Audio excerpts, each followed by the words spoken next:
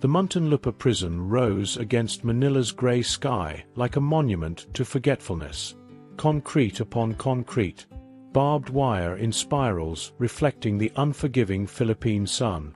The previous night's rain had left puddles mirroring passing clouds, the only connection between the men inside and the outside world. This was no ordinary day. The guards noticed it by the absence of protocols, the lack of entourages, the disconcerting simplicity of the black car that parked in the administrative courtyard. No sirens, no escort, no cameras. Just a man in simple clothing, carrying a small, worn canvas bag. Cardinal Luis Antonio Tagle descended alone.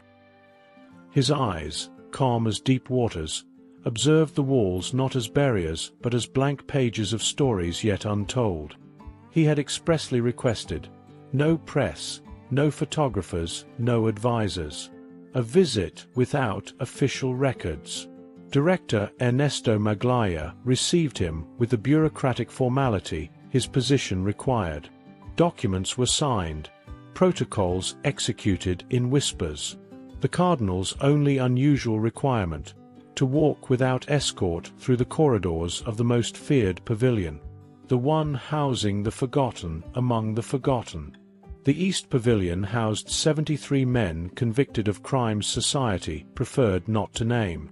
Among them, Mateo Dagahoy, 34 years old, 15 of them spent in the same 3-by-2-meter cell. His fingers, once skilled for work at sea, now counted cracks in the walls. His wife had stopped visiting him in the 7th year. His children probably wouldn't recognize his face. His letters never received answers. Next door, Ricardo Silang had been coughing continuously for 3 weeks. Tuberculosis advanced in his body like a sentence faster than the judicial one. Medications existed in theory, on some shelf in the perpetually understaffed infirmary. His only consolation was the yellowed photo of his mother, Esperanza, who had died while waiting in the visitors' line 2 winters ago.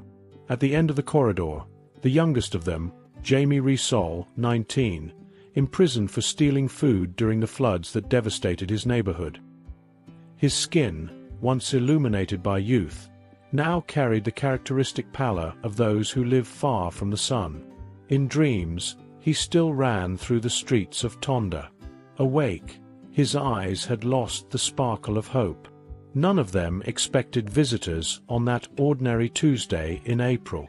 None of them knew their names had been mentioned during nights of prayer by a man who had never met them.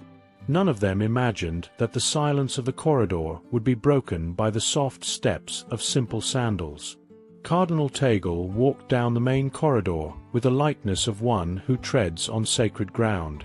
The guards, accustomed to visitors who showed fear or disgust, watched intrigued by the serenity on his face. It wasn't superficial pity.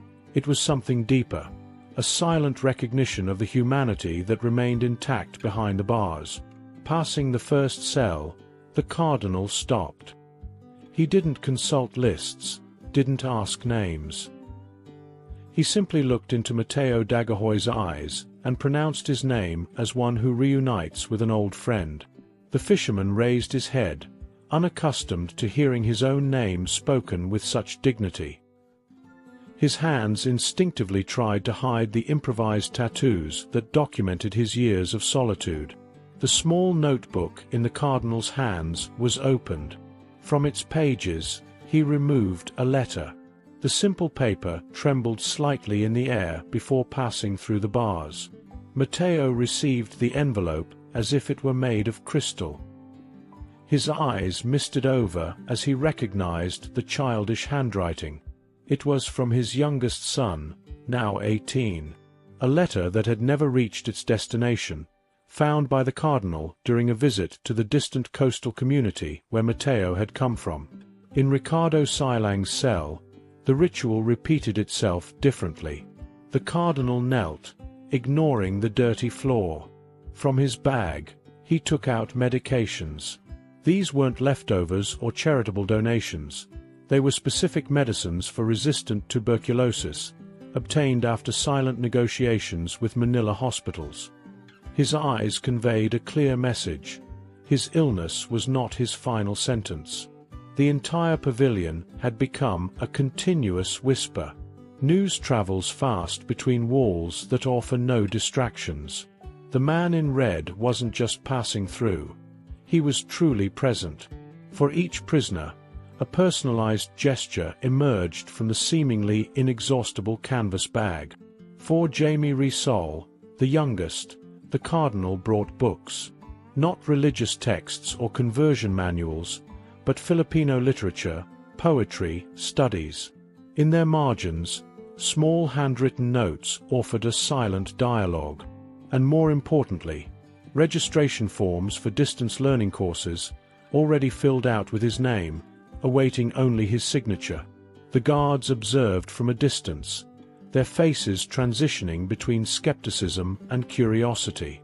Supervisor Alejandro Cruz, known for his merciless rigidity, remained especially attentive.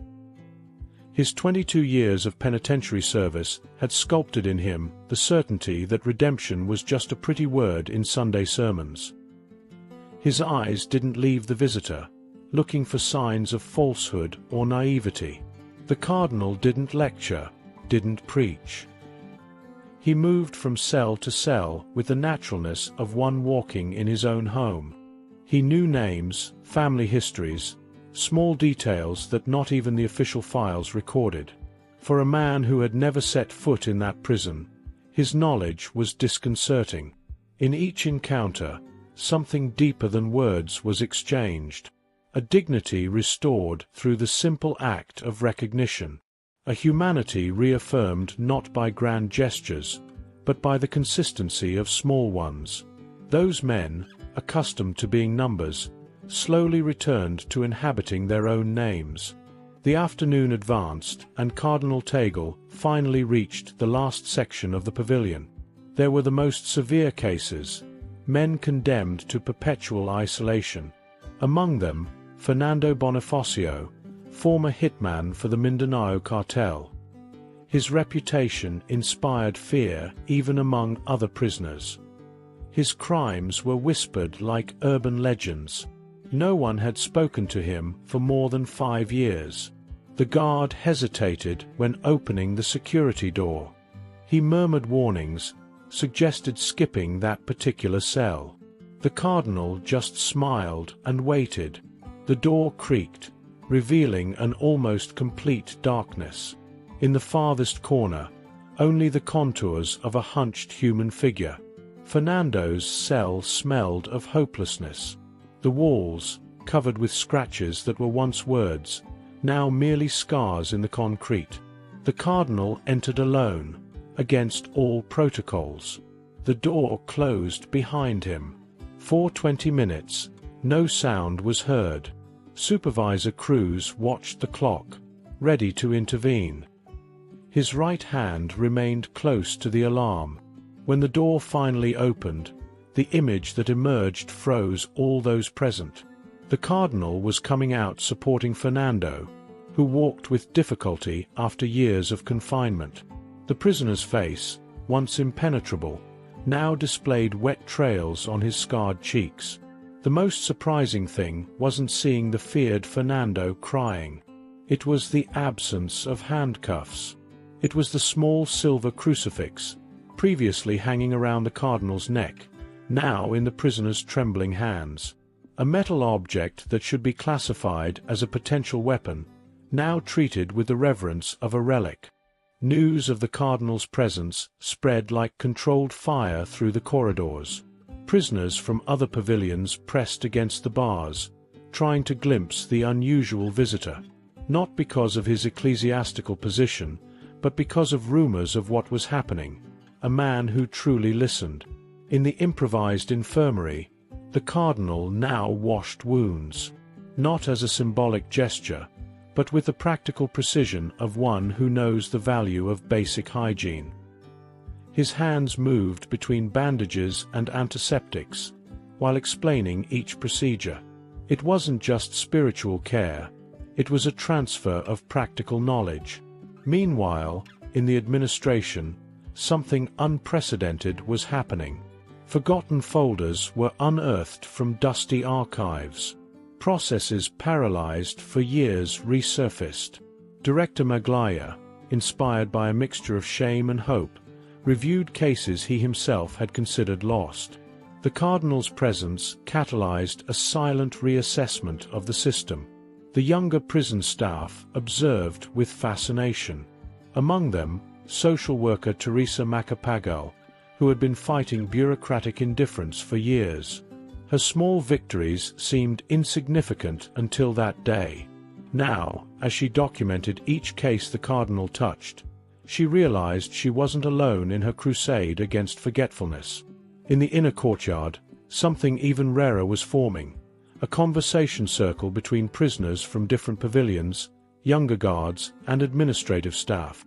A small temporary community, united not by rules, but by a shared purpose that few could name, but all felt. The sun was beginning to set when Cardinal Tagle met again with Director Maglaya. On the table between them, a stack of documents. These weren't grandiose petitions or impossible demands. They were small corrections to the system, access to medications, review of stalled processes, basic educational programs. Each item accompanied by practical resources and external contacts willing to help. In the main corridor, Ricardo Silang was breathing with less difficulty. The medicines began their silent work. Beside him, a newly arrived nurse noted his vital signs. She had been summoned after years of ignored requisitions. The young professional's gaze alternated between the patient and the door, as if she still didn't believe the urgent call that had brought her there. Jamie Risol read in a low voice to 3 other young prisoners. The book in his hands, left by the Cardinal, told stories of Filipino resistance. It wasn't a text about submission, but about dignity preserved in the most adverse circumstances. His hands had already filled out the registration form. In his eyes, a faint light rekindled. The most surprising thing was happening in Fernando Bonifacio's cell. The former hitman, known for his impenetrable silence, had asked for paper and pen.